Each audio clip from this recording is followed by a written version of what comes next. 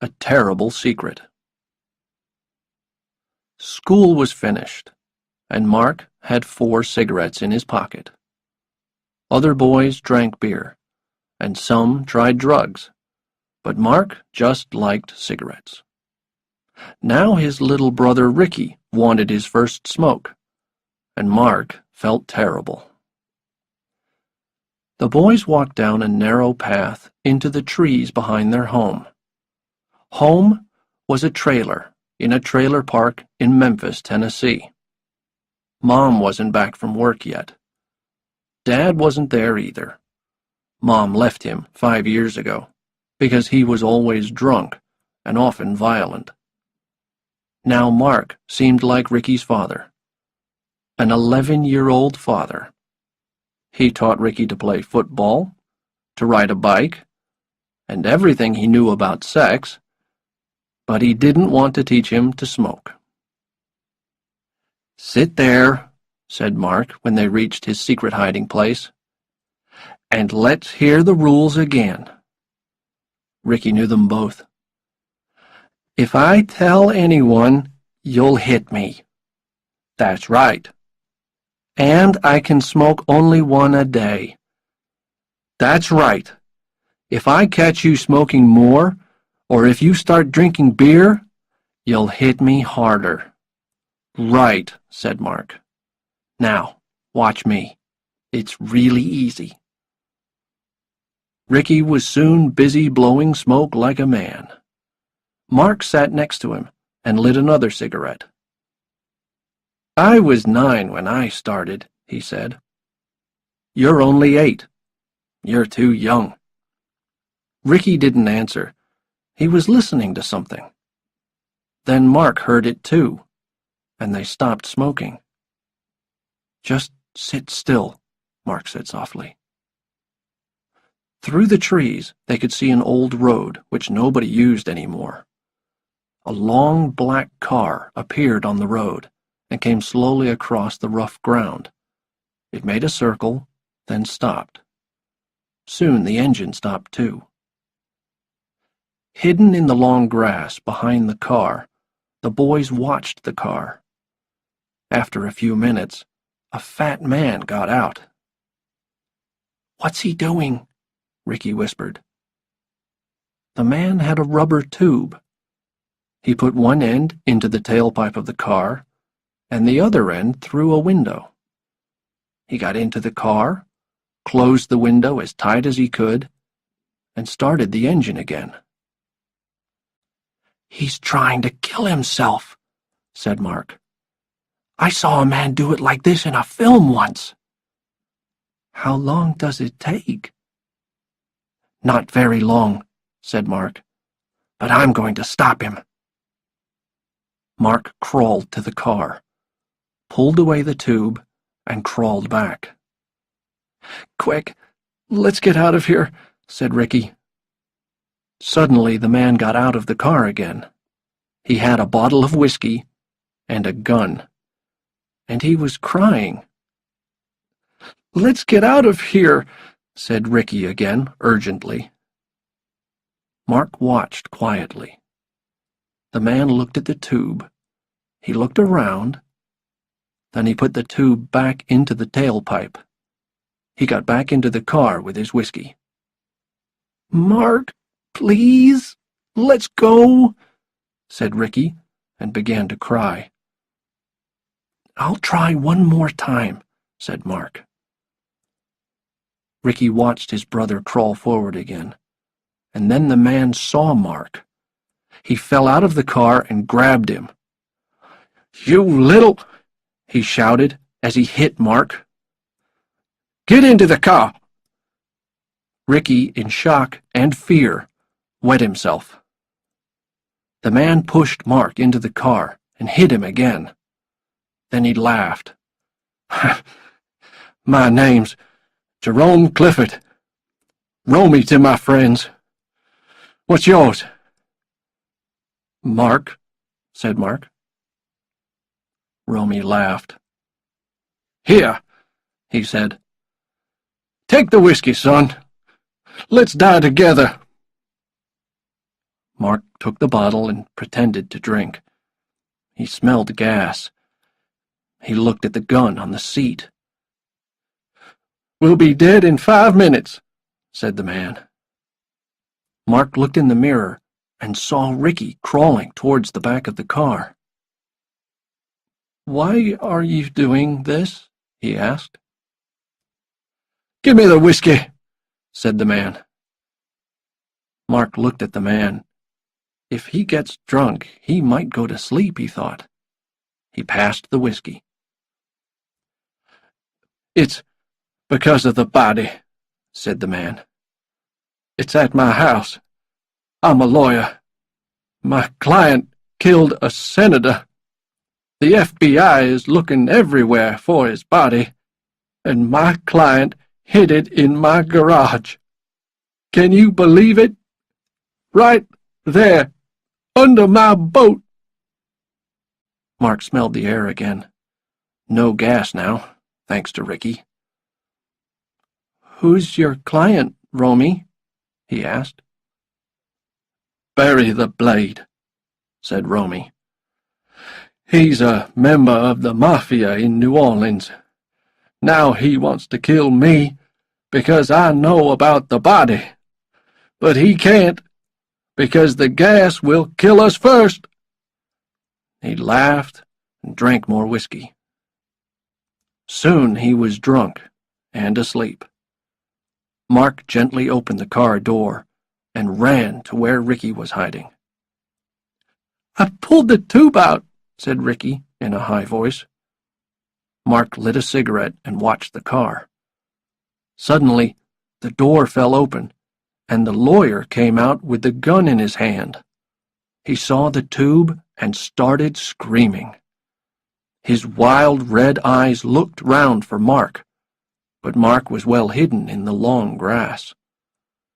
Then he stood still, put the gun in his mouth, closed his eyes, and fired.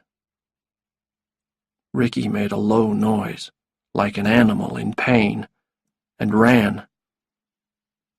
Mark looked at the dead man and thought, "Here's trouble." He followed Ricky home. When he got there, he called 911 for the police. He knew that every 911 call was recorded. "There's a body on the old road behind Tucker Trailer Park on Highway 17, he said. "We need your name, son."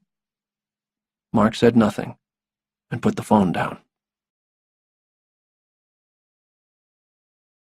Chapter 2.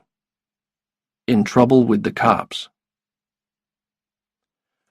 Ricky was sick. He seemed to be crying, but there were no tears. His skin was cold and wet. His thumb was in his mouth. His eyes were open and his body was shaking. Mark was worried. He remembered a television program about some kids who saw a horrible accident. After that, their thumbs were in their mouths, like babies, for a year. "Mark," said his mother, "how did you cut your face?" Mark didn't want to lie to his mother, but he didn't want to tell her about the man with the gun either. "It's a long story, Mom," he said. Diane sighed and bit her nails. They were sitting in a small room in St. Peter's Hospital. She lit a cigarette and watched her younger son. When she got home from work and saw Ricky, she had called the family doctor. He had called an ambulance immediately. Now they were waiting for a hospital doctor to look at Ricky. It was past supper time, and Mark was restless. He opened the door. "I'll go and get us a hamburger, Mom," he said. Mark stepped outside the room, and a hand grabbed him. He looked up into the face of a cop. "Mark Sway?" asked the cop. Mark nodded. "We've found the body," said the cop. "What body?" said Mark. Come on, Mark. We know you live in Tucker Trailer Park. You made the call, didn't you? Mark wanted to lie, but he said, "Yes, sir." "Well, Mark, let's go and get those hamburgers," said the cop, and he took Mark down to the hospital cafe. "How did you find the body, Mark?" "My brother and I were playing in the trees." "Did you take any drugs?" "No, sir." "But you were smoking," said the cop. "We found your dead cigarettes. Stay away from drugs, son." "Yes, sir." "Did you see the man before he shot himself?" "No, sir." "So you just found him dead. Have you ever seen a dead body before?" "Only on TV." The cop smiled. Kids saw everything on television these days.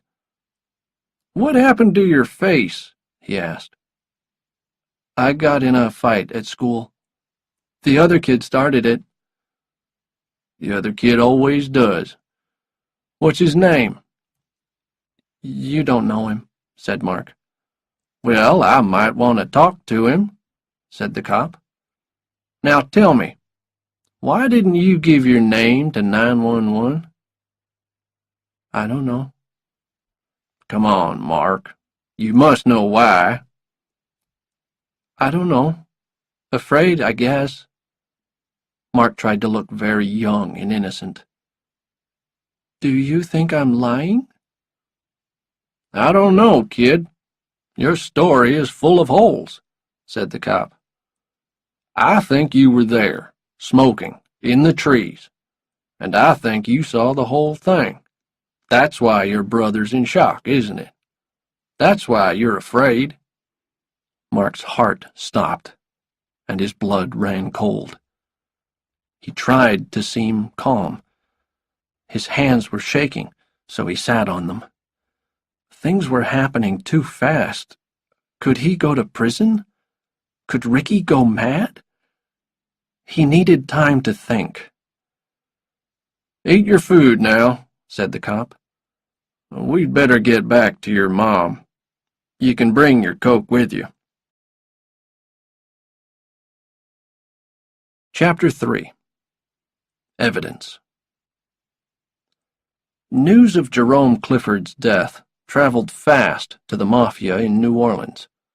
His client, Barry Moldano, was not sorry, but he was worried. Barry the Blade, or simply the Blade as he liked to be called, wore shiny suits and a lot of gold. Barry enjoyed a fast life and liked people to be afraid of him. His lawyer certainly was, and that's why he killed himself. Barry liked to spend hours on his long black hair. His face was often in the newspapers these days because of the trial. He had killed a senator, and his trial for murder was to take place in 4 weeks. Barry was not worried about the trial, because nobody could find the senator's body.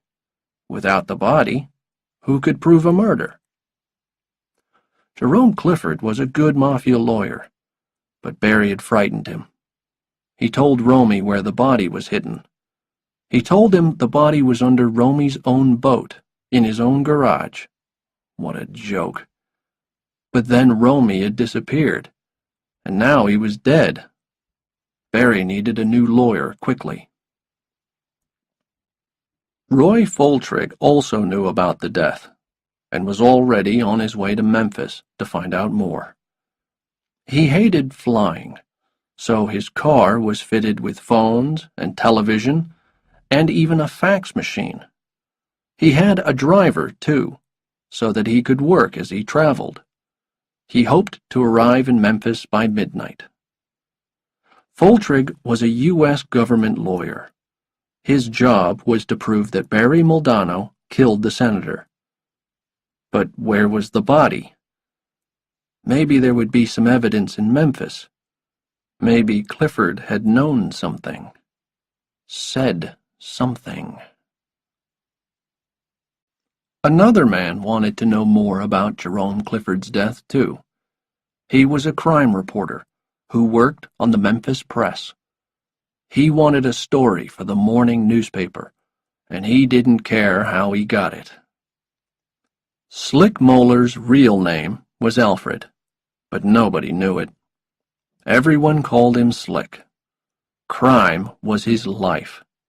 He knew everyone, talked to everyone, and never named anyone who trusted him with secrets. He often knew about a crime before the cops. He knew them all and drank coffee with them in all-night coffee bars. He had spent the morning at their head office, and now he was in St. Peter's Hospital. Slick knew there was something interesting about this death.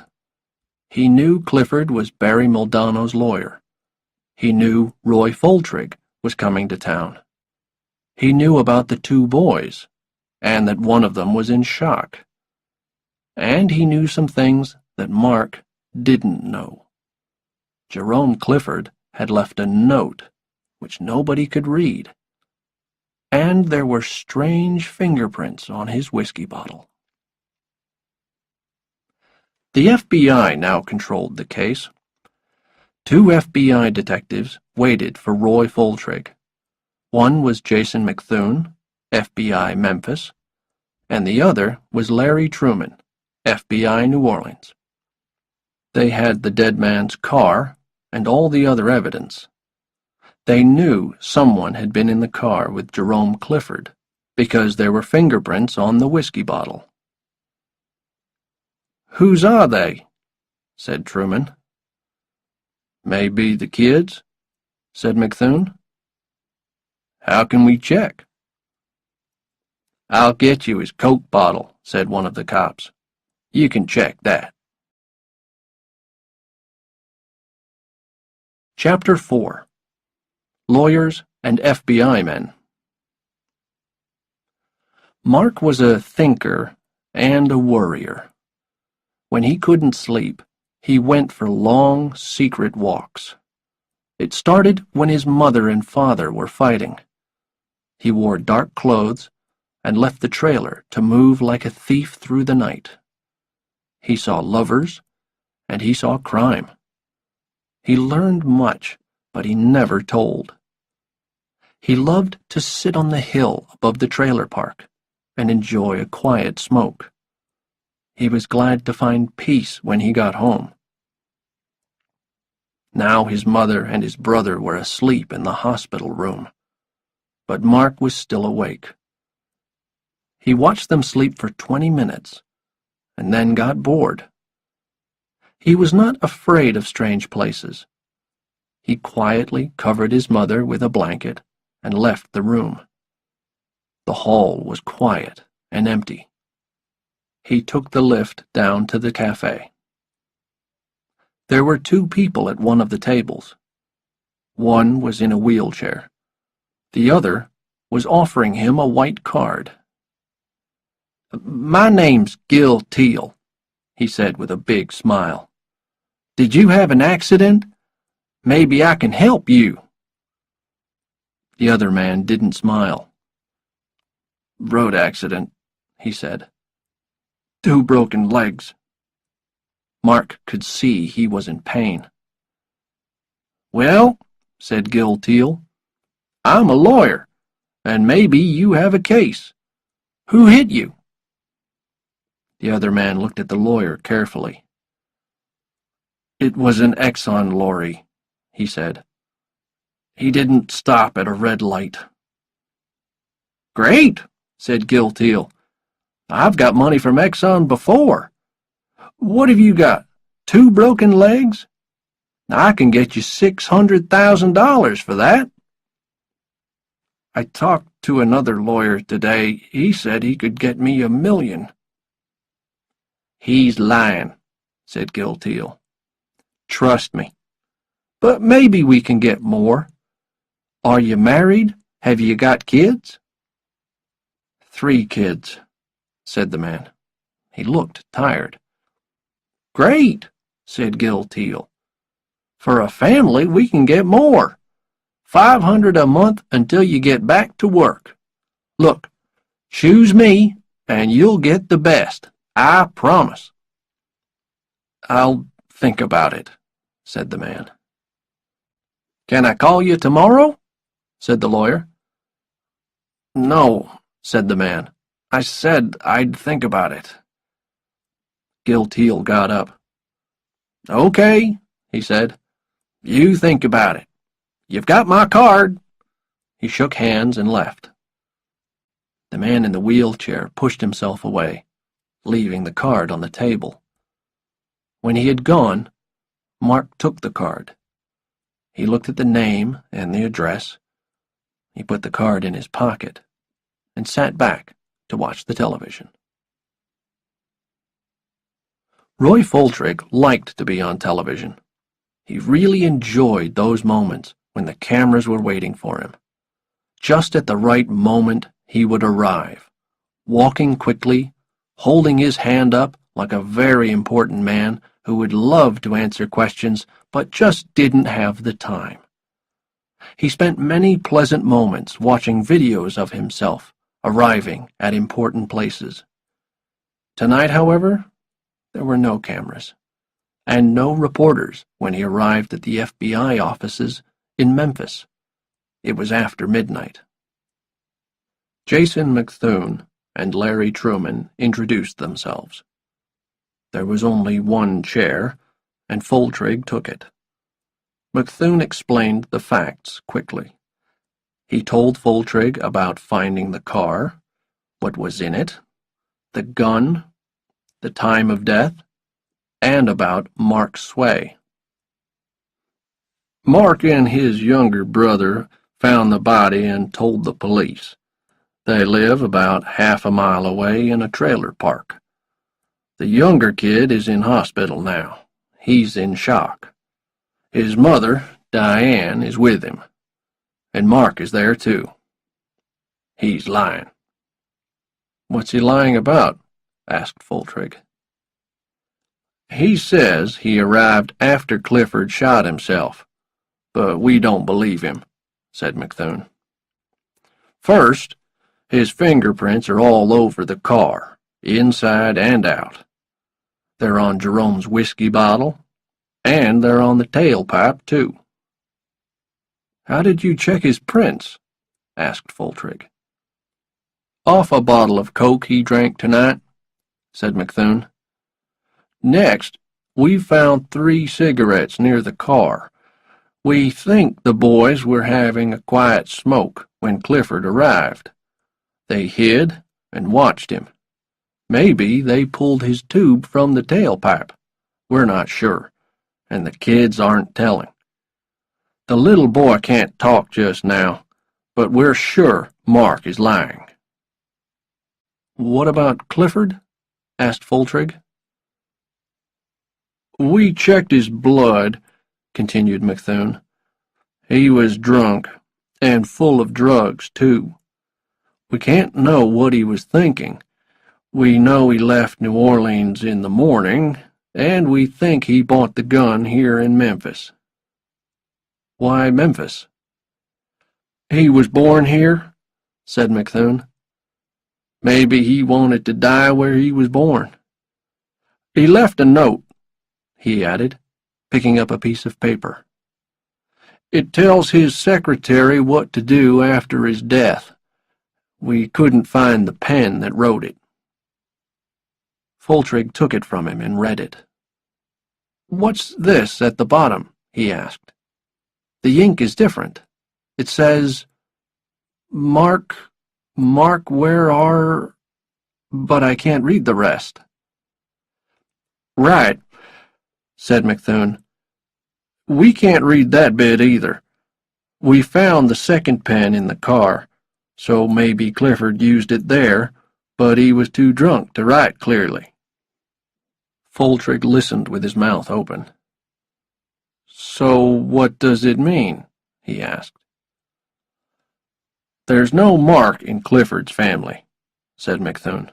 "We checked. So we think the note is for Mark Sway. But how did he know Mark's name unless he talked to him." "Why would the kid lie?" "Because he's afraid," said McThune. "We think he was in the car. We think he and Clifford talked about something. At some point, the kid left the car. Clifford tried to add something to the note and then shot himself." Foltrig's mouth was open again. "Maybe the kid's afraid because Clifford told him something he doesn't need to know," finished McThune. Foltrig shut his mouth, put the note on the desk, and cleared his throat. "Have you talked to the kid?" he asked. "Not yet," said McThune. "We'll do that first thing in the morning. We'd like to talk to his little brother, too, but we'll have to ask his doctor." "I'd like to be there," said Foltrig, thinking about the body. "We must know everything Mark Sway knows." Chapter 5. In the Hospital. Mark was asleep in front of the television when a nurse found him next morning. She gave him some orange juice and took him to Ricky's room. "Dr. Greenway is here," she said, "and he wants to see you." Diane looked tired. She stood at the foot of Ricky's bed, and her hands were shaking. Mark stood next to her, and she put her arm on his shoulder. They watched as the doctor touched Ricky's head and spoke to him. Ricky's eyes were closed. "He doesn't hear you, Doctor," Diane said finally. She didn't like the way Greenway was using baby talk. Greenway continued touching and talking. Diane had tears in her eyes. Mark smelled fresh soap and noticed her hair was wet. She had changed her clothes, too, but there was no makeup. Greenway stood straight. "A very bad case," he said, staring at Ricky's closed eyes. "What's next?" said Diane. "We wait," said the doctor. "He'll wake up, and when he does, it's very important that you are in this room. He must see his mother when he opens his eyes. Do you understand?" "I'm not leaving," said Diane. Greenway looked at Mark. "You can come and go a bit, but it's best if you stay here as much as possible, too." Mark nodded his head, but he knew he would get bored. "Have you seen cases like this before?" asked Diane. Greenway looked at Ricky and decided to tell the truth. He shook his head. "Not quite this bad," he said. "But I'm not worried. Ricky will be all right. It'll just take some time." He took a card and a newspaper from his bag. "Here's my phone number," he said. "If Ricky wakes up, tell the nurses, and they'll call me immediately. Okay?" Diane took the card and nodded. Greenway opened the newspaper. "Have you seen this?" he asked. "No," she answered. "Well, you better read it. It's about Mr. Clifford." Mark looked at the paper and saw a big photo of Romy. Underneath the photo he read, "Mafia lawyer shoots himself." The word mafia jumped at Mark, and suddenly he felt sick. Greenway leaned forward and spoke softly to Diane. "It seems that Mr. Clifford was a well-known lawyer in New Orleans. He was working on a murder case. The police and the FBI are downstairs. They want to talk to Mark." "Why?" asked Diane. "It's a big case. The murdered man was a senator. You'll understand more when you read this story. Then you can talk to them." "No," said Mark suddenly. Diane and Greenway looked at him. "I don't want to talk to them," said Mark.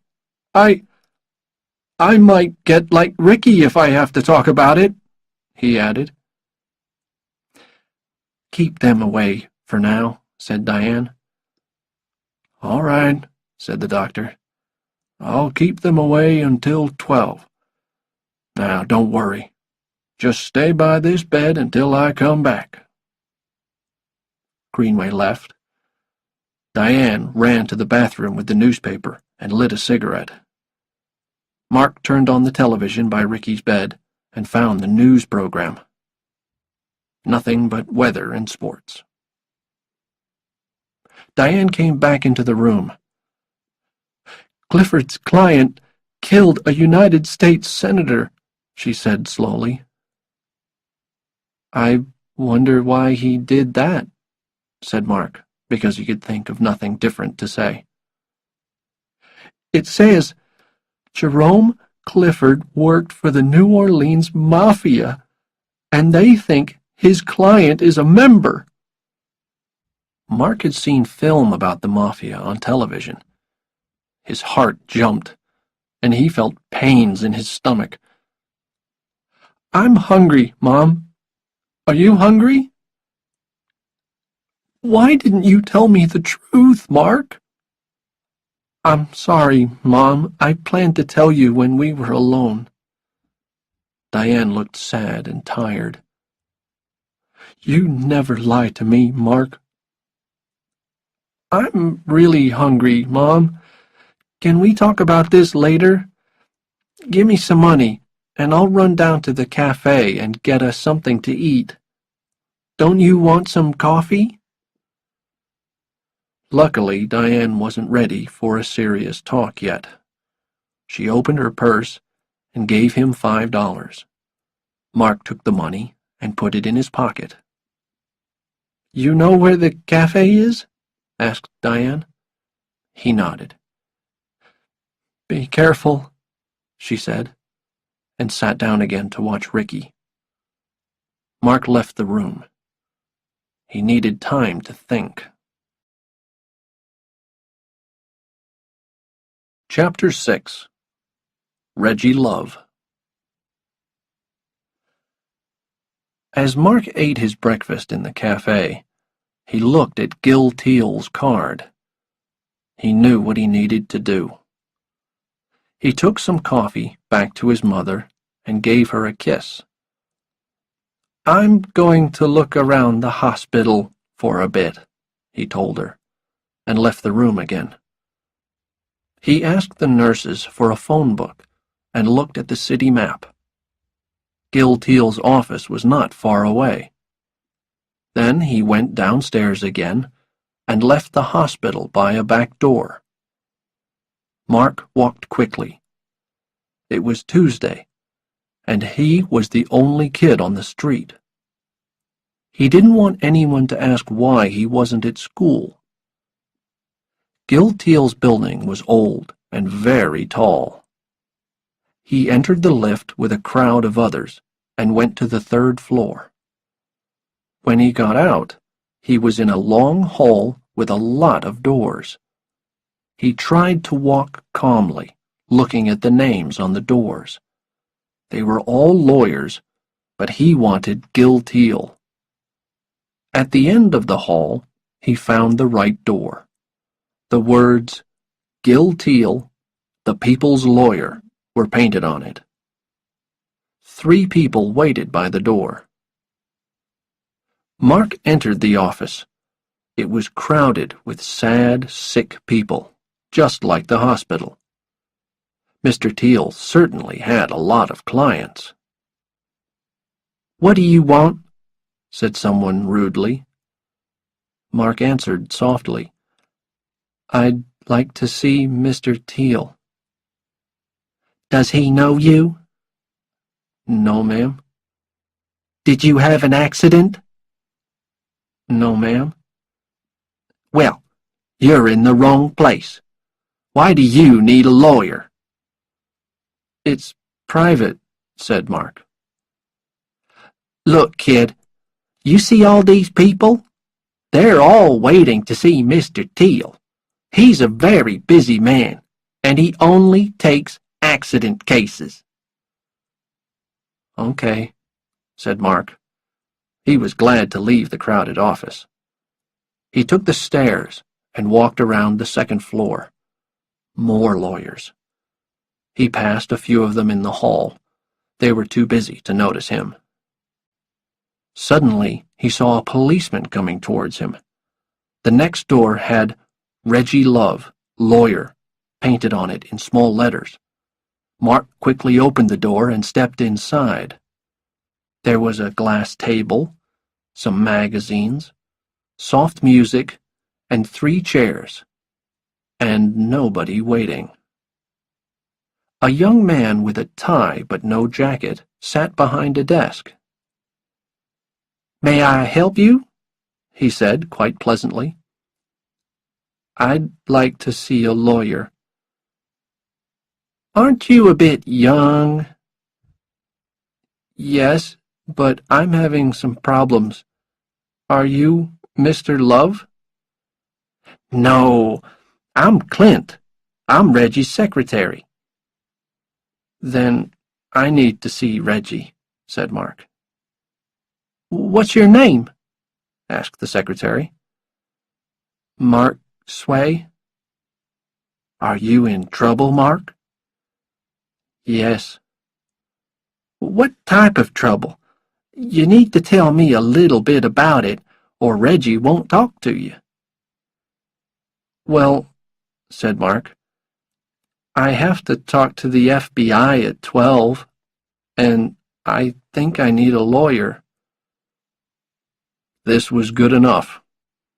Clint went away for a moment, then came back. He took Mark to the lawyer's office. "This is Mark Sway," he said. "Hello, Mark," said the lawyer. "I'm Reggie Love." Mark looked at the lawyer in surprise. Reggie Love was a woman. Chapter 7. Lawyer and Client. Reggie Love was 52 years old, and had been a lawyer for only 5 years. The first thing that Mark noticed about her was her hair. It was gray and very short, shorter than his. Her eyes were green, and she wore round black glasses. Her dress was black too. She put out her hand, and Mark shook it. "Would you like something to drink?" she asked him. "No, ma'am." She crossed her legs. "Mark Sway, right? Please don't call me ma'am. I'm old enough to be your grandmother. But you can call me Reggie, okay?" "Okay." "How old are you, Mark? Tell me a little about yourself." "I'm 11. I go to school at Willow Road." "Now, why aren't you in school this morning, Mark?" "It's a long story." "Clint said that you have to meet the FBI at 12 today. Is this true?" "Yes," said Mark. "They want to ask me some questions at the hospital." "The hospital?" She took out a piece of paper and a pen. "It's part of the long story. Can I ask you something, Reggie?" It was strange calling this lady by a man's name. "Sure," she said with a smile. "If I tell you something, will you ever repeat it?" "Of course not." "Never?" "Only if you tell me I can repeat it. Talking with a lawyer is like talking to your doctor. What we say is secret and held in trust. Do you understand?" What if I tell you something that no one but me knows? I can't repeat it. Something the police really want to know? I can't repeat it, she said again. Any more questions? Yes. Where did you get the name Reggie? My name used to be Regina. I was married to a doctor. Then all sorts of bad things happened and my husband left me. I changed my name to Reggie and became a lawyer. My father left my mother. Oh, I'm sorry. Don't be sorry. My brother and I were really happy about it. He drank a lot and hit us. He hit Mom, too. Me and Ricky always hated him. Ricky's your brother? Yes, he's the one in hospital. What's the matter with him? It's part of the long story. Would you like to tell me this story? Mark was silent. He wasn't ready to talk yet. Are you afraid, Mark? A bit. One person is dead, one is in the hospital. The police and the FBI want to talk to me. Look, Mark, she said. First, you have to pay me something, and then I'm your lawyer. I guess you don't have much money, do you? Mark pulled $1 from his pocket and handed it to her. This is all I've got. She put the $1 on the desk and said, Okay, now I'm the lawyer and you're the client. Let's hear the story. Mark took a long breath and looked at the floor. He told her about Ricky and the cigarettes and the car and the man. Reggie asked questions and wrote everything down. Mark told her everything except what Romy had said about the body. An hour after they started, Reggie took a break. Clint brought a newspaper and she read the story twice. Then she read her notes again. Mark walked around the office as she read. His lawyer looked very worried, and he nearly felt sorry for her. He really liked her. He sat down again. What are you afraid of, Mark? She said at last. Lots of things. I've lied to the police, and I think they know it. My little brother's very sick because of me.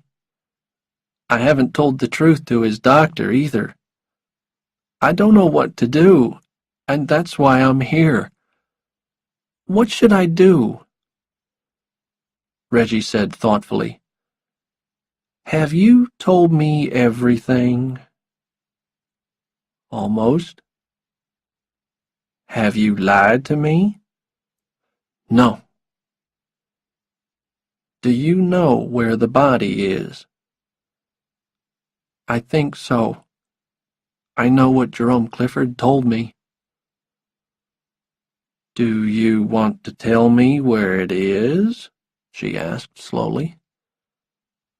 I'm not sure, said Mark. I'm afraid to tell. I don't want anyone to know that I know about the body. Romy told me his client kills people. He's in the mafia. And if he thinks I know the secret, he'll want to kill me too. But the cops and the FBI want to talk to me. Do you think I should tell them? Reggie stood and walked slowly to the window. She wasn't sure. Mark was safe now, but would he be safe if he told? Let's do this, Mark. Don't tell me where the body is. Maybe later, but not now. And let's meet with the FBI and listen to them. You don't have to say a word. I'll do the talking. And after that, we'll decide what to do next." "Sounds good to me." "Okay," said Reggie. "Please call your mother and tell her we're coming." She checked her watch and put more paper in her bag. "I'm ready," she said. But she looked nervous. Chapter 8. The Interview. What Mark saw in the hospital room frightened him at first. Diane was in the bed, holding Ricky and kissing his head. He was moving and making strange noises. His eyes were open, then shut. "It's okay, baby," said Diane again and again. "It's okay. Mommy's here. Mommy's here." Greenway stood close by. A nurse was on the other side of the bed. No one noticed Mark as he came in. Reggie was waiting outside. It was almost 12, and clearly nobody was thinking of the meeting with the FBI. Ricky opened his eyes again and seemed to notice his mother. She kissed him again and smiled through her tears. "He woke up about 2 hours ago," the doctor explained.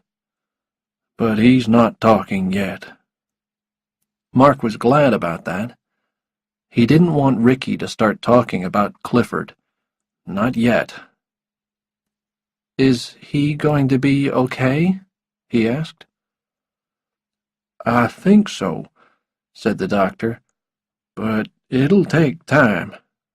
Where's the rest of your family? Your mother needs help." "There's only us," said Mark. "What about the FBI?" "She can't talk to them now," said Greenway. "But they're waiting for you. They said it's serious." "It's okay," said Mark. "I'm ready for them. I've got us a lawyer." "A lawyer?" said Greenway, surprised. "How's that?" "I found her this morning," said Mark proudly. "Don't worry. You take care of Ricky and Mom, and me and the lawyer'll take care of the FBI. Reggie found an empty room. They were 10 minutes late for the meeting, but she wanted to do something first. "Pull up your shirt," she said quickly. She opened her bag and took out a small black recorder. She checked the recorder and tied it to Mark's waist. Mark pulled down his shirt. "Perfect," said Reggie. "Let's go down." The meeting was on the second floor, in room 28. Reggie checked the recorder again and turned it on. "Now, go," she said. "I'll wait out here. Just remember what I told you." Mark took a deep breath and knocked on the door. "Come in," someone said. He stepped inside and closed the door. 3 men faced him. They were not smiling. "You must be Mark," said one. "Where's your mother?" "Who are you?" said Mark. Truman and McThune introduced themselves. Foltrig stayed silent. "Have a seat, Mark," said Truman. "Well, Mark, we really wanted to see your mother, too." "She's with my brother," said Mark. "She can't come today. Maybe this can wait until she can come." "No, Mark, we really need to talk now. Let's talk a few minutes, just us and you.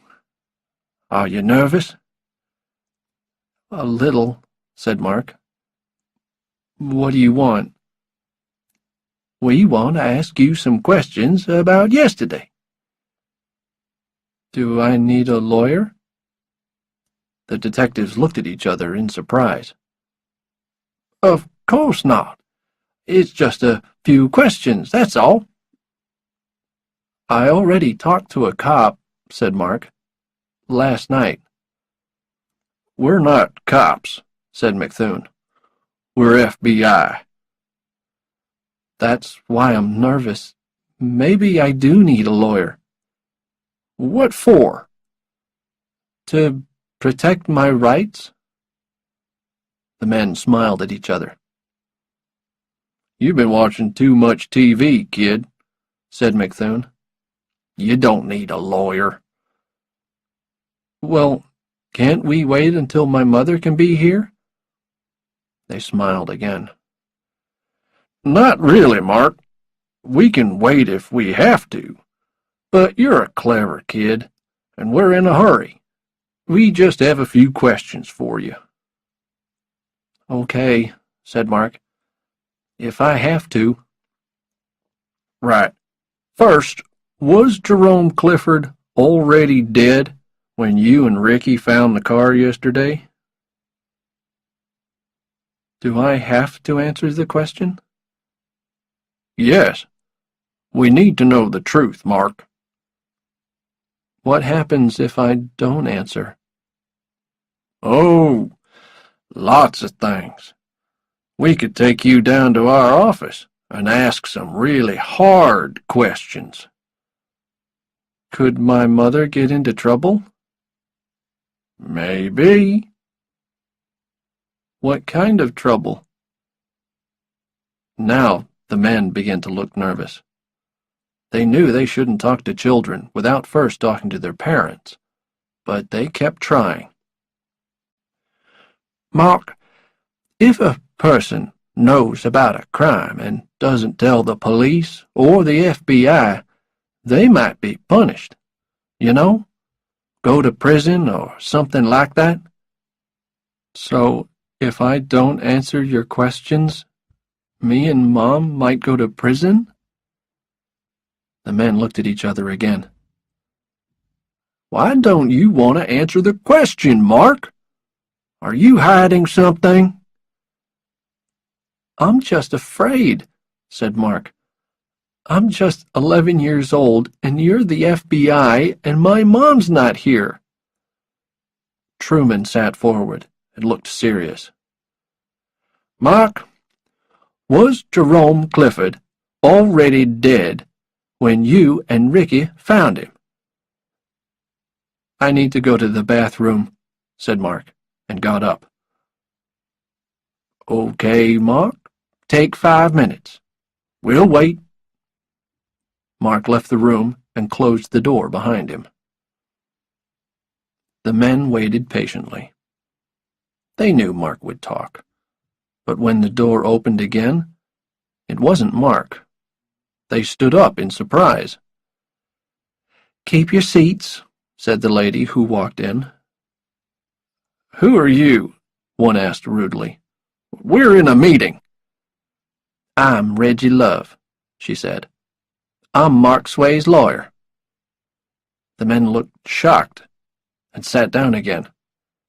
Now, said Reggie, did you try to talk to my client when his mother wasn't with him? No, said Truman. Well, he tells me you did. He came here alone, said McThune quickly. We were just having a friendly talk while we waited for her. Did you tell Mark he should talk to a lawyer? We maybe joked about that, said McThune. Mark didn't ask you if he needed a lawyer? They shook their heads. Did you advise him of his rights? Well, of course not. He's not a criminal, he's just a kid. Reggie slowly opened her bag and took out the black recorder. It's all here, boys, she said. Do you want to hear it? You tried to question him without his mother present. You told him he didn't need a lawyer. You didn't tell him his rights, and you said he might go to prison." The room was silent. "Well, boys, from now on, I want the truth from you," she said. "Now tell me what you want to know from my client." They told her. "I see," said Reggie. "You boys really need the body, don't you? And you think Mark can help. Well, I'll talk to him some more, and I'll meet you in my office around 3. "Thank you, Miss Love," said McThune politely. "It's Reggie," said Reggie. "Just call me Reggie." Chapter 9. The Reporter. Barry Muldanno was pleased with his new lawyer. He was clever, and he was quick. When the lawyer showed him a copy of the Memphis newspaper, Barry went to see his Uncle Johnny. Johnny was head of the Mafia in New Orleans, and it was time for Barry to explain a few things. First, he explained about the senator's body. Uncle Johnny was not amused. Then he explained about telling Jerome Clifford. "So what?" said Johnny. "Clifford's dead now." Then Barry explained about the 2 boys who found him. "What if Romy told them about the body?" said Barry. Uncle Johnny became angry. "You've done a stupid thing, Barry," he said. "Now, what are you going to do about it?" "I need to send a killer to Memphis," said the Blade. "You're going to kill the boys?" asked his uncle. "Maybe yes, maybe no," said Barry. "First, we need to know if they know something." "Send Gronky," said his uncle. Back in Memphis, Slick Moeller was pleased with his work. The morning newspaper carried his first story about Clifford's death. Now he wanted more news. Slick walked around the hospital looking for people who would talk to him. He found a cleaner. The cleaner was pleased to talk to a reporter and told him which room the boys were in. He also told him the police had been there. "The FBI have been here all day, too," said the cleaner. "And now the family's got a lawyer. Reggie is someone. Don't know his other name." Slick waited near Ricky's room until Mark came out. "How's your brother?" he asked in a friendly way. "He's doing great," said Mark. "Who are you?" "I'm a reporter," said Slick. "I'm working on a story about Clifford.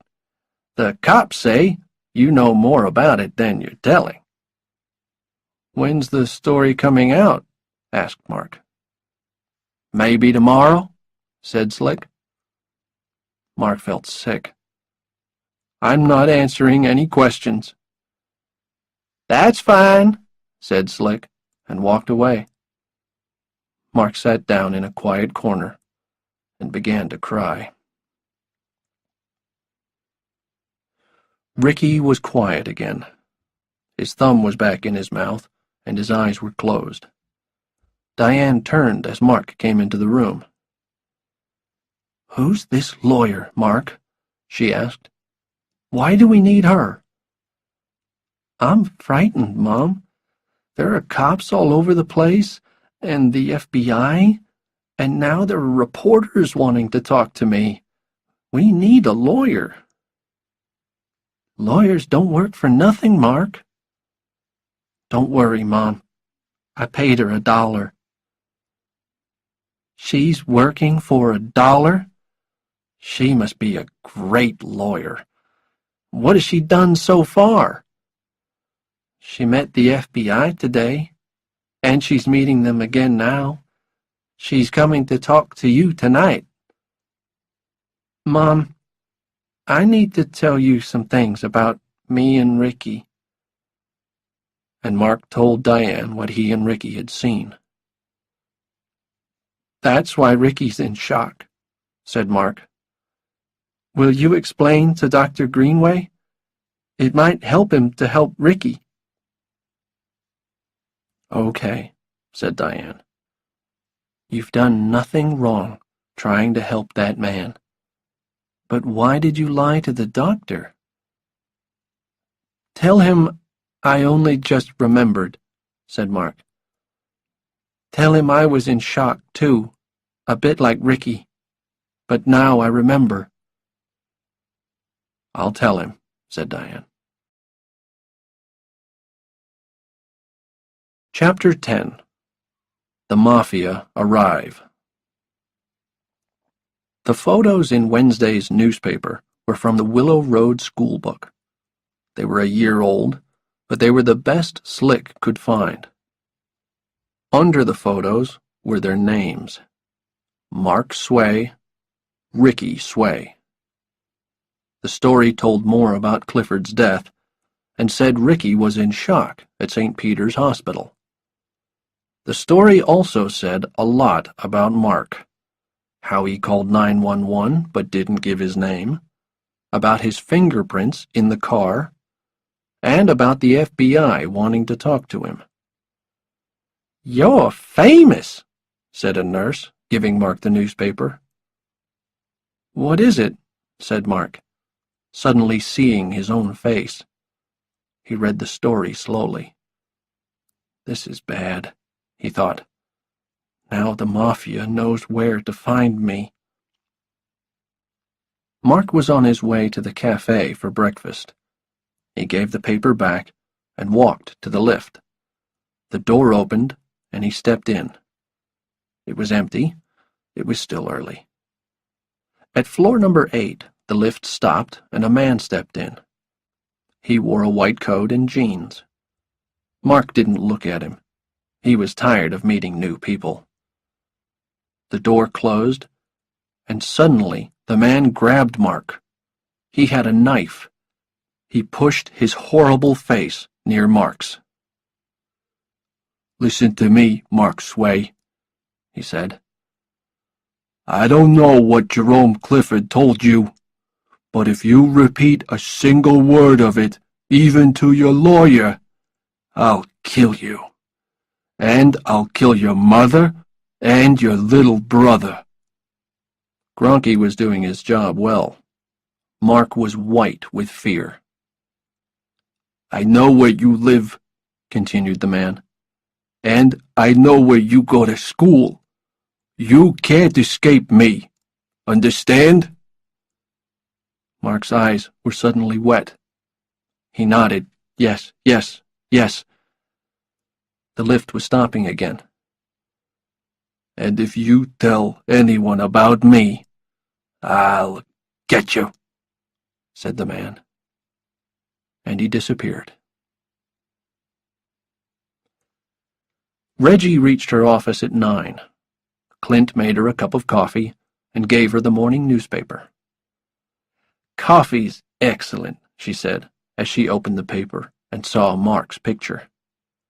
Suddenly, Mark himself was in the room, wet from the rain and out of breath. "What's the matter, Mark?" she asked. "How's Ricky?" "He's okay," said Mark. "Have you seen today's paper?"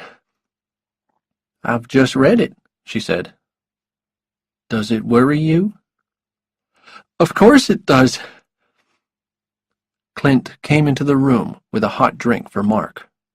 Mark thanked him and warmed his hands on the cup.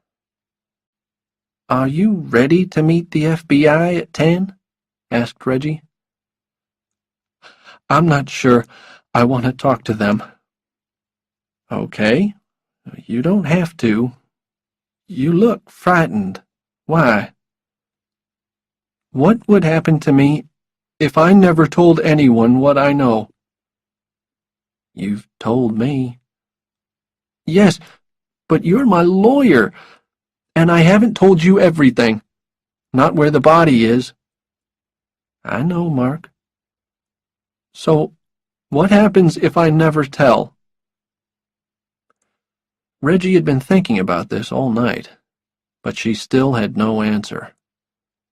Yesterday afternoon, when she met Foltrig, she saw that he would try everything possible to get Mark to talk. A lie could save Mark. One simple lie. But she was a lawyer, and she could not advise him to lie. Poor kid. I think they'll try to make you talk, she said at last.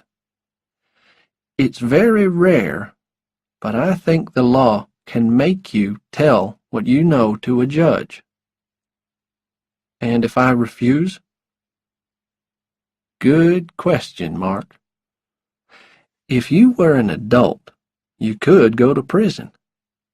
I don't know what they'd do with a child, but if you lie to the judge, you could be in big trouble. If I tell the truth, I'm in bigger trouble. Why? Mark didn't answer. Mark, at the hospital last night, you told me you were ready to talk to the FBI and tell them your story. Now you've changed your mind. Why? What's happened? Mark gently put his cup on the table, covered his face, and began to cry. Until 10 o'clock, Roy Foltrig was in an excellent mood. All yesterday afternoon, his men had been finding information about Reggie Love. They knew she used to be married to a rich doctor. They knew the doctor had left her. And they knew that she had started drinking heavily and taking drugs, so the doctor was able to take her children from her. Now she had no husband, no children, and no money. And a new name. Roy Foltrig thought he could use this information against Reggie. Foltrig's job was to prove that Barry Muldanno had killed the senator. He was sure that Mark knew something that would help him. Then he would win the case and have his face on the front pages of the newspapers again. At 10 o'clock, Foltrig returned to Reggie's office, ready for the promised meeting with Mark. Clint opened the door to him. I'm sorry, Mr. Foltrig, he said. Reggie and Mark have nothing to discuss today. Foltrig shouted angrily, then left, banging the door. He went straight to the FBI office and shouted some more. I want the kid followed, he said angrily. We know Gronky's in town. He mustn't get to the kid. Watch the lawyer, too. And I want you to prepare papers to take to a judge. We're going to make Mark Sway talk. Chapter 11. Mama Love. When Reggie and Mark returned to the hospital, there were reporters everywhere. Miss Love! Miss Love! They called. Just a few questions, please. She took Mark's hand and walked faster. Is it true your client is refusing to speak to the FBI? Did your client talk to Jerome Clifford before he died? Is it true your client knows where the senator's body is? Reggie said quickly to Mark, Don't look at them and don't say a word. In room 943, Ricky was sitting on the end of the bed. Dr. Greenway told Mark to sit next to him and hold his hand. Ricky, he said, I would like to talk about the other day when you and Mark were hiding in the trees. It's okay, Ricky, said Mark. He knows we were smoking. Mom's not angry with us. I'm really cold, said Ricky. Ricky, it's very warm in here, said Dr. Greenway. Now, do you remember seeing the big black car?" "Yes," said Ricky quietly. "What did the big black car do, Ricky?"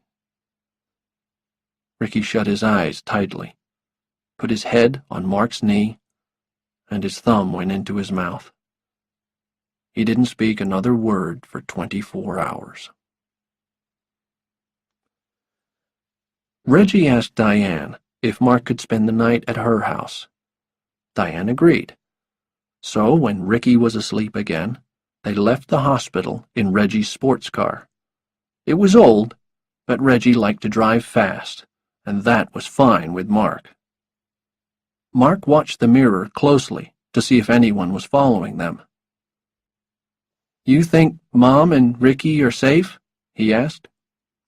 "Yes. Don't worry about them. The hospital promised to keep guards at the door. Now, I wonder what Mama Love is giving us for dinner." Mama Love was Reggie's mother. She often had young guests to dinner. Most of Reggie's work was with children. Some had family problems, some had drug problems, and some had already started a life of crime. Reggie often decided that they needed good food at Mama Love's. "Mama Love's cooking is the best," she told Mark.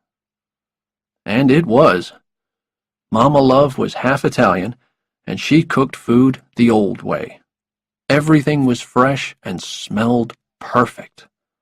They spent an hour at the table, talking and eating dinner. Dinner in the trailer never took more than 10 minutes. After dinner, Mama Love showed Mark some photographs. "Reggie's children," she said. "I never see them now.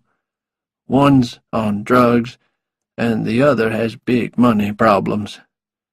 Their father took them and spoiled them.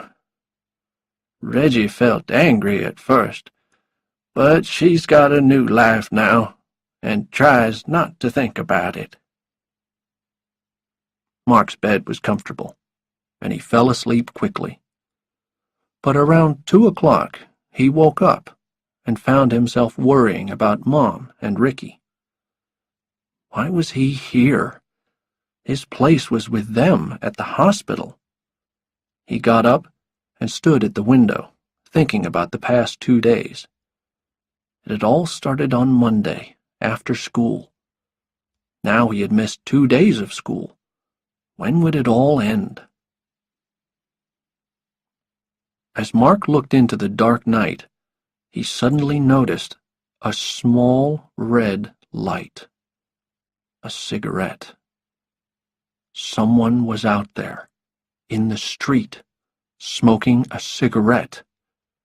Though he couldn't be seen, Mark held his breath. Someone was watching the house.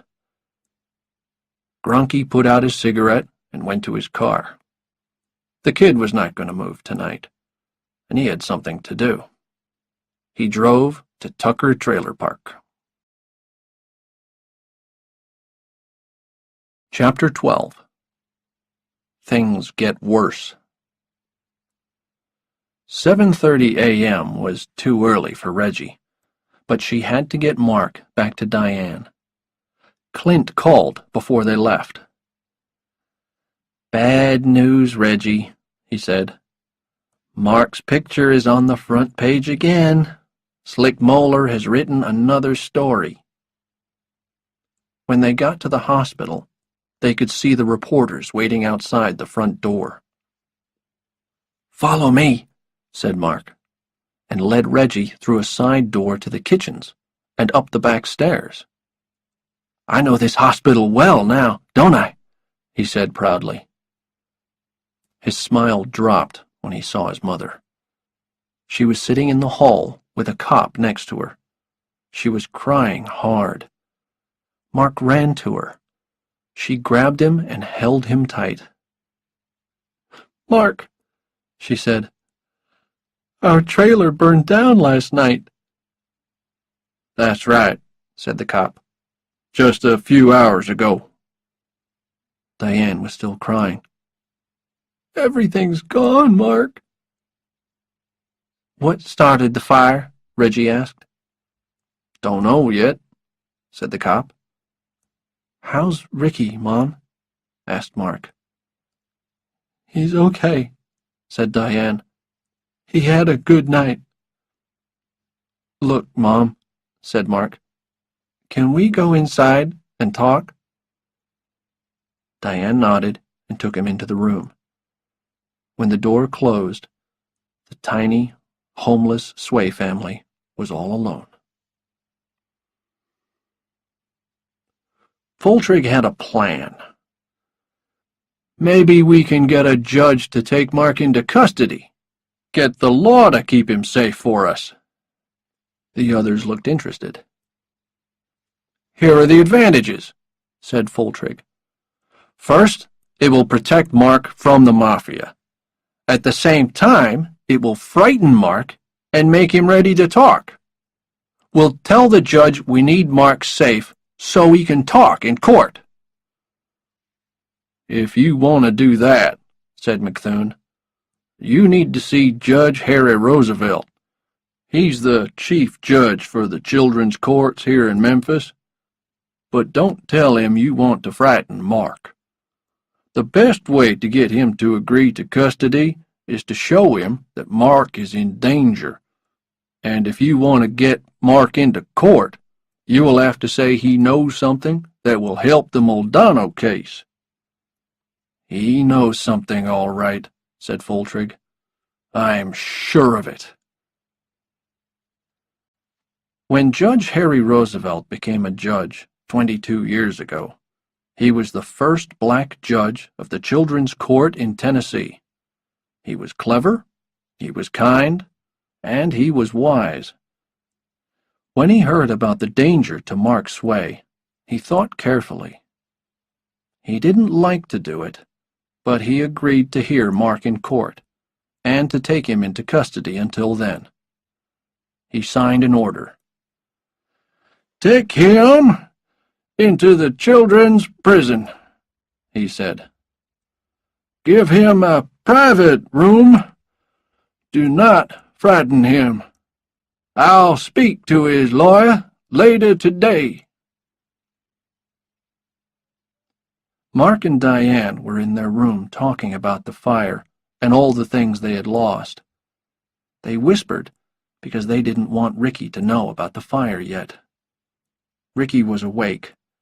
His eyes were open, but he was staring at the ceiling without saying a word or moving at all. There was something Mark didn't say to Diane, something that worried him. Maybe the fire wasn't an accident. Could it be another message from the man with the knife? Trailers didn't usually burn down at 4 o'clock in the morning. There was a knock at the door. Mark opened it. 2 men entered the room. Memphis Police here. Detective Nassar and Detective Clickman. Looking for Diane Sway? And they handed Diane some papers. These are from the Children's Court, Miss Sway, said Nassar. We're here to take Mark Sway into custody now, ma'am. The judge wants to see him in court this afternoon. What? Diane shouted at Nassar, dropping the papers.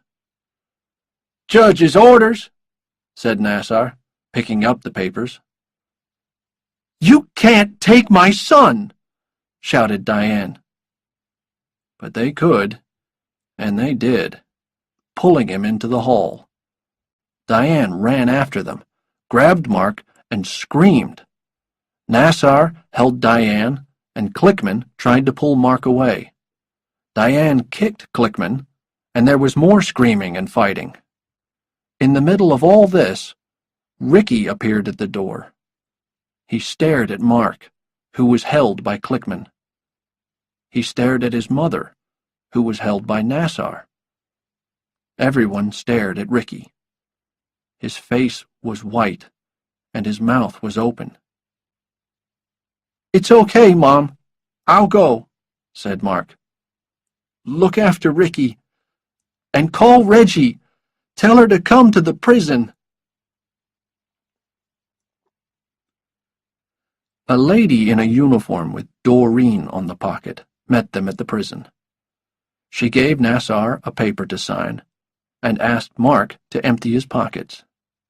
Everything went into a metal box. Then she took him to a small room. It wasn't too bad, but Mark felt very lonely. "Can I use a phone?" he asked. "To call my mom?"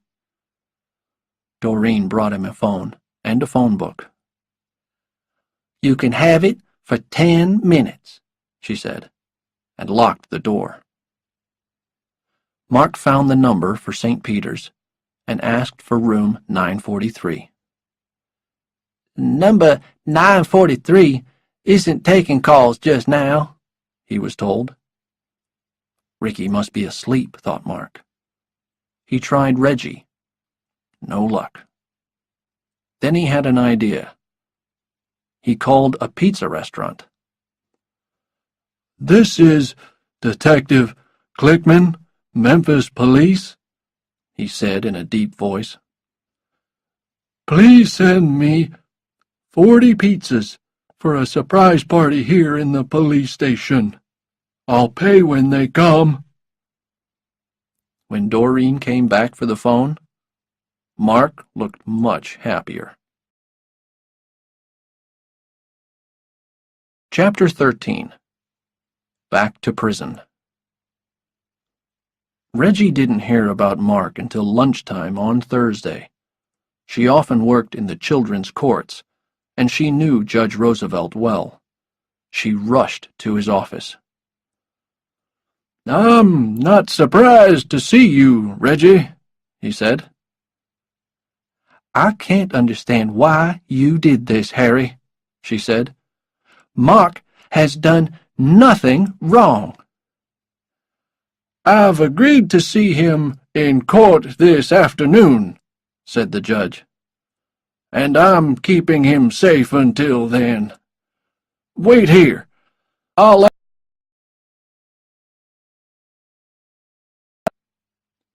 When Mark arrived, he smiled at Reggie. "Don't worry," he said. "I'm okay. But what should I say in court?" Reggie explained carefully. "No one can make you talk," she said. "But the judge can keep you in custody if you don't." "But I've done nothing wrong."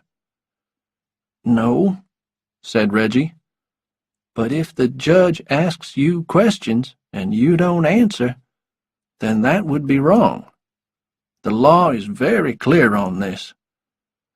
If you know something that will help a murder case, you can't keep quiet, even if you think you're in danger."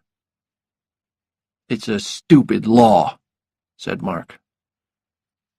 "Maybe," said Reggie, "but we can't change it today." "I could tell them I don't know anything," said Mark. Reggie wanted to say yes, but she kept silent. At last, she said firmly, "You can't lie in court, Mark." Slick Moeller was waiting outside the courtroom. He saw Mark go in with 2 guards. He saw Reggie go in next, and then the FBI men with Foltrig. He smiled to himself. In the children's court, there could be no cameras and no reporters. He knew Foltrig wouldn't like that. The courtroom door was locked, and Slick waited patiently. When it was unlocked again, he walked quickly into the men's toilets and waited there. Soon, one of the guards joined him. "What happened?" asked Slick. "Now be quick." "The kid wouldn't talk," said the guard. "So he's going back to prison." "What does he know?" "The judge asked him if he knew where the senator's body is, but he wouldn't answer." "What next?" asked Slick. "The judge wants to see him again tomorrow. He's given him one night to change his mind." Slick passed the guard $100. "You didn't hear it from me," said the guard. "Trust me," said Slick. Foltrig was shouting again. "That no good judge," he said again and again. "That no good judge! He's too soft! I'm going back to New Orleans. This murder case is a New Orleans job. I can get Mark called to the courts in New Orleans. Then we can really make him talk." But the FBI had other ideas. When Foltrig had left, they asked for another meeting with the judge and Reggie. They wanted to explain how the government could protect Mark and his family if he gave evidence against the Mafia. "It's called the Witness Protection Program," said McThune. "I've heard of it, Mr. McThune," said the judge. "Tell us more about it." "It's quite simple. We move the family to another city.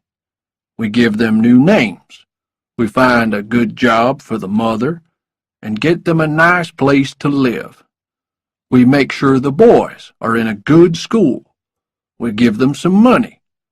And we stay close by." "Well, Reggie," said the judge, "it sounds good." It certainly did. At the moment, the Sways had no home. Diane had a poor job. They had no relations in Memphis. "They can't move just now," she said. "Ricky must stay in hospital." "We've found a children's hospital in Phoenix that can take him right away," said McThune. "It's a private hospital, and of course we'll pay for it." "What do you think, Reggie?" asked Judge Roosevelt. "I'll talk to Diane about it," said Reggie. "Good," said the judge. "And see if she can come to court tomorrow. I'd like her to be there." "I'll try," said Reggie. Mark was also thinking about how to save his family. Doreen was surprised to see him back at the prison. "How long are you back for?" she asked. "The judge didn't say. I have to go to court again tomorrow." "How's your little brother?" Mark put on a very sad face. "He's probably going to die," he said. "No." "Yes," said Mark in a small voice. "He doesn't talk. He makes terrible noises, and he doesn't eat." "I'm sorry."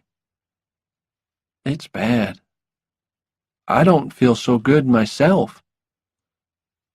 "Poor kid. Anything I can get you?" "No, I just need to lie down." "Poor kid," she said again. "I'll keep an eye on you." Chapter 14. No Other Way. Slick's story of Mark's courtroom appearance was in the newspaper on Friday morning. Front page news again. Gronky took the first plane to New Orleans and called the Blade. "Look, Barry," he said, "I can't do much when the kid's in prison, can I? But he hasn't talked yet. Think about it. I got to him with a knife. I burned the trailer. The kid's too frightened to speak." "I don't know, Gronky," said Maldonado. "The kid knows something. Sure you can't get to him?" "We can't kill the kid, Barry. Everyone's watching him."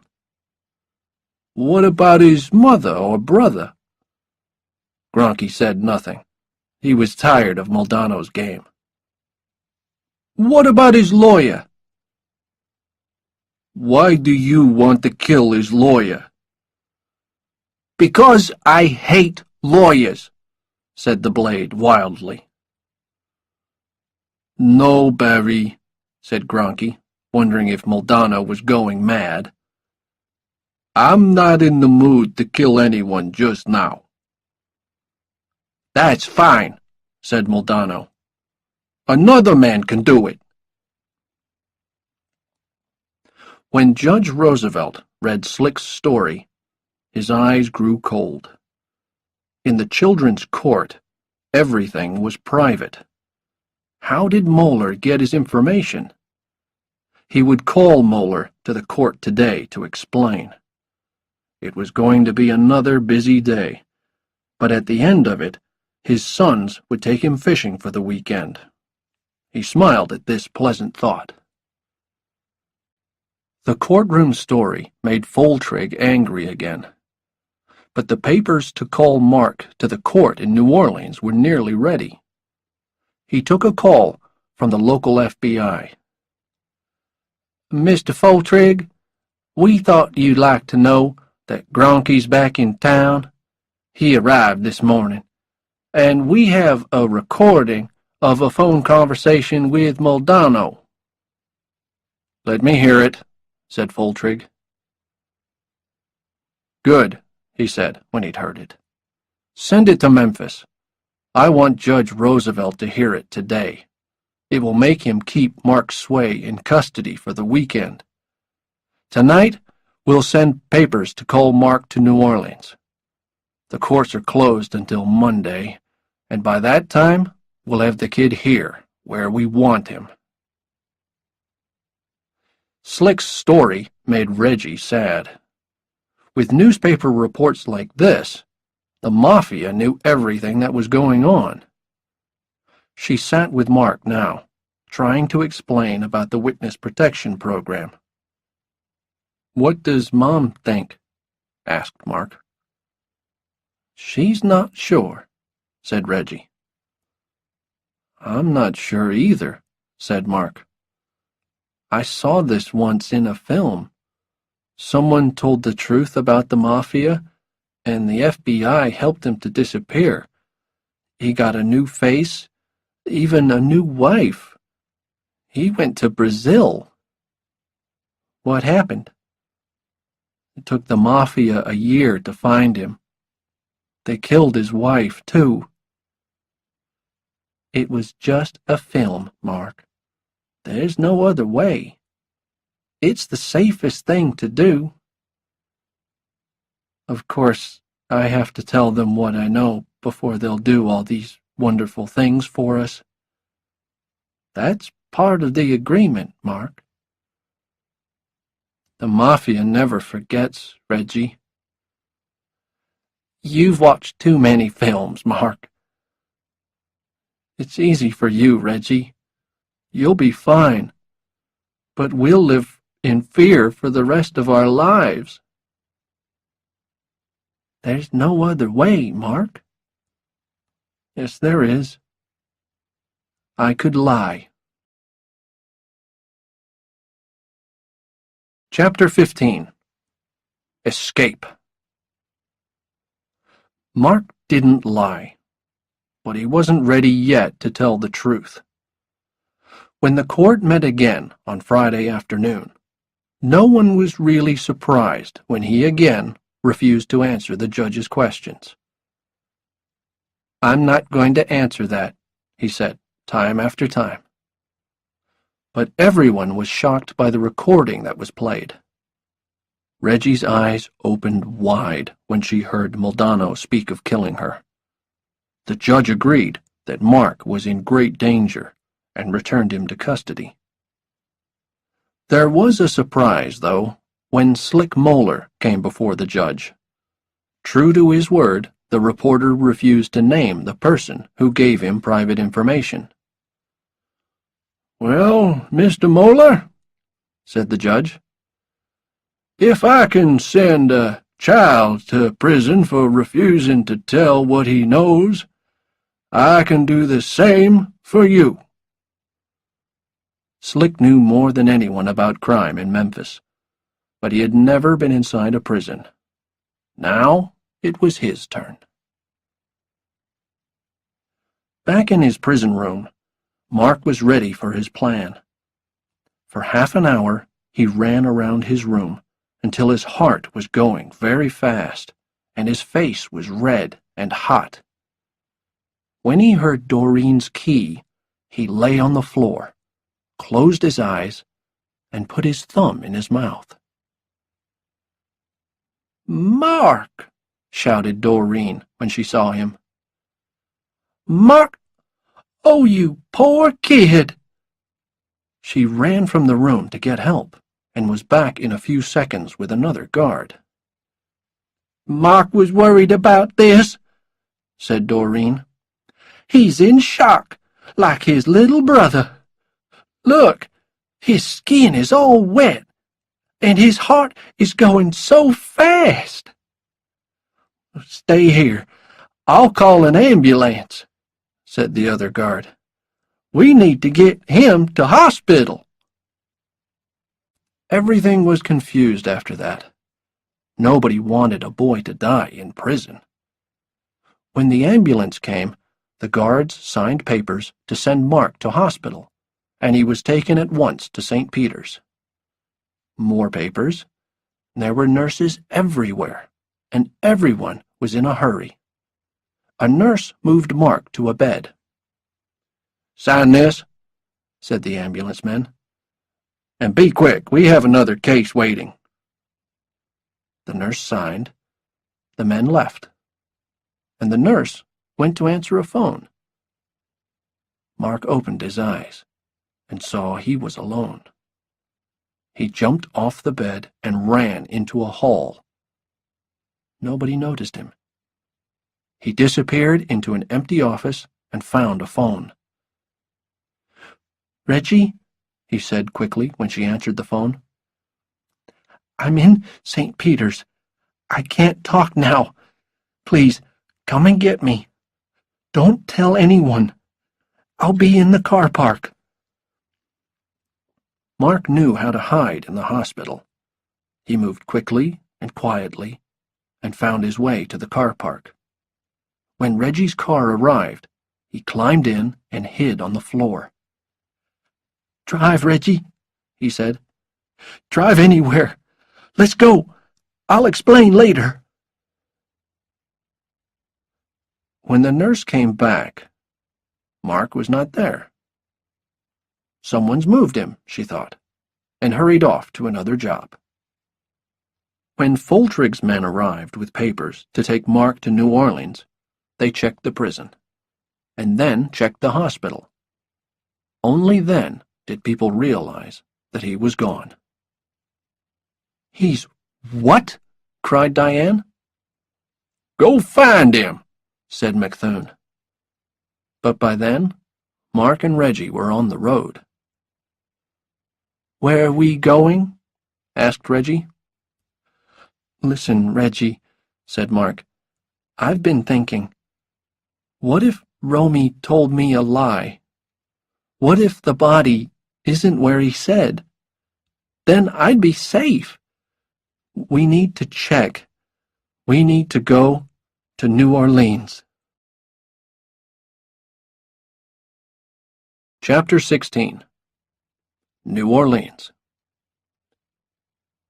On Saturday, the news was out. Everyone was looking for Mark. When Barry Muldono heard, he was wild with fear. He went straight to tell his uncle. "The kid's disappeared," he said. "What's he going to do now? I need to move the body. Help me? Give me 2 men. "You're stupid, stupid, stupid," said Uncle Johnny. "I'll give you 2 men, but don't get caught." "I'll do it tonight," said Barry, "when it's dark." Reggie and Mark reached New Orleans on Saturday afternoon. They drove all night, stopping only to sleep a few hours in the car. Reggie knew it was wrong. She knew the cops and the FBI would be looking for them. They talked through the night about Memphis and Mark's life there, about his school and his friends. Then Mark said sadly, "If the body is there, I can't go back to Memphis, can I?" So they talked about the witness protection plan. Reggie still had no idea where they were going. "We have to find Clifford's house," said Mark. "The body's there? Are you crazy?" "It's there," said Mark, "under his boat in the garage." They found the house late on Saturday afternoon. The streets were quiet, so they parked the car and walked round to the back of the house. All was silent. "There's the garage," said Mark quietly. "This is crazy," said Reggie. "We'll wait until dark." Reggie looked at her watch. Midnight. They were hiding in the tall grass behind the house. She was tired and had pains in her legs. It was time to move. Slowly they crawled through the grass towards the garage. Reggie was shaking. She was afraid of snakes. Suddenly, Mark stopped. "There's a light in there," he whispered. "There's someone there. Stay here, Reggie." He crawled silently to a window. There was the boat. And it was moving. He saw the shapes of 3 men. "Okay, Boldano," said one of the men. "Where do we dig?" Mark's heart was in his mouth. He crawled back to Reggie. "It's Boldano," he whispered. "They're digging up the body. What do we do now?" "Oh, no," said Reggie. "I told you this was crazy. Let me think." And suddenly, she knew what to do. She crawled in the other direction, towards the house next door. With her shoe, she broke a window. Suddenly the night was no longer silent. Bells rang everywhere. Lights went on in the house next door. Voices were shouting. A man appeared with a gun. He shot wildly into the dark. "Look," called Mark. "They're leaving." Maldonado and his men ran out of the garage and disappeared. Reggie crawled back. It was another hour before the confusion ended. Police came to the house next door. More shouting, more lights. Mark and Reggie stayed hidden behind Clifford's garage. Then all was silent again.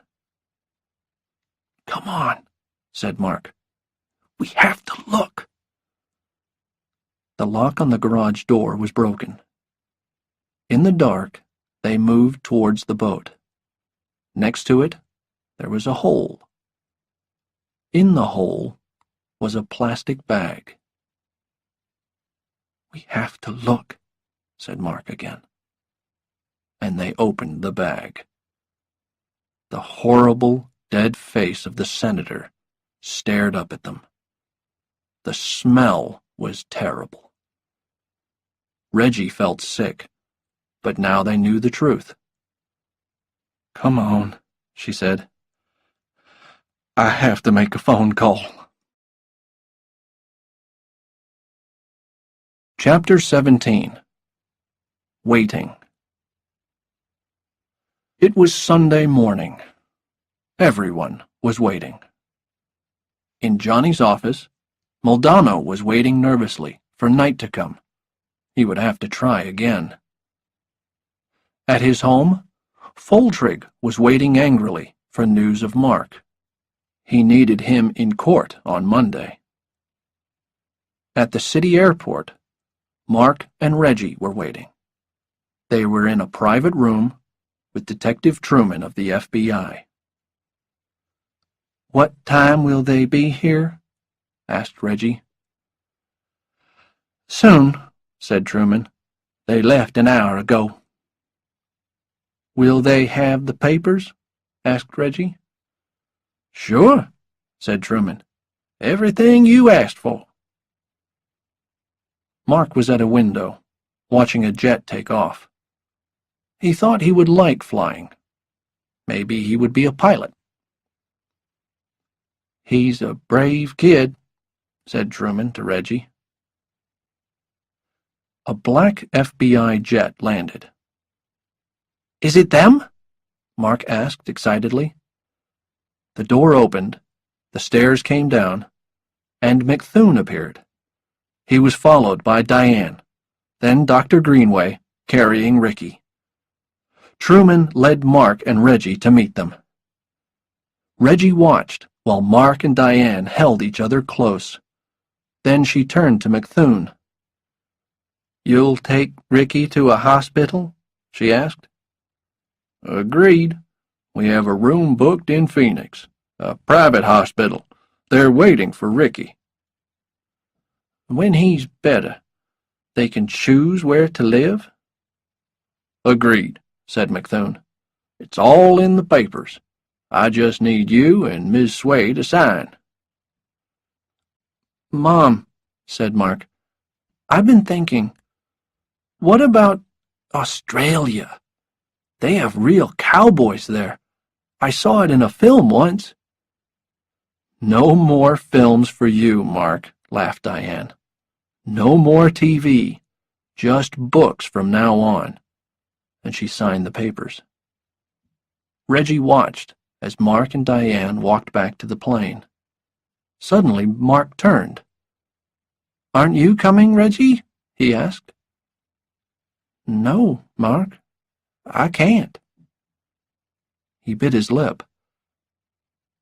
"I'll never see you again, will I?" She shook her head.